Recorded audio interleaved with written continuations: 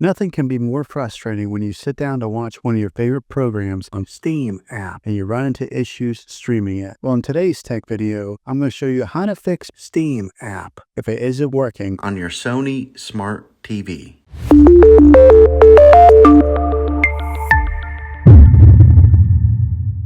Let's see if we can fix your problems and get your Steam app back up and running as quickly as possible. The first one, it's the easiest one to try, and that's to unplug your TV from the wall outlet and wait 60 seconds. Now, don't be impatient here. Wait the whole 60 seconds, then plug it back in. This is very different from turning your TV on and off with your remote control. This is what we call a hard reset of your TV, so make sure you do this method. If that doesn't work, then find your router that is giving you Wi-Fi and unplug the power to that for 60 seconds. Then plug it back in. If it fixes it, great. If not, let's go ahead and move on to the next method. Try deleting Steam app on your TV. Go to wherever the apps are located on your system and remove the app altogether. Then reinstall Steam app again. After you reinstall it, you might have to log back in with all of your credentials, but hopefully this will work. And if that doesn't work, then I recommend buying an affordable Roku stick, Fire Stick, or Apple TV 4K and plug that into your TV and use that as your main streaming player, and you'll be able to access Steam app that way. I'll put links in the description down below of where you can get one. There you have it, folks.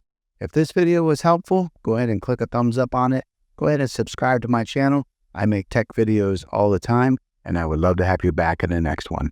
Take care.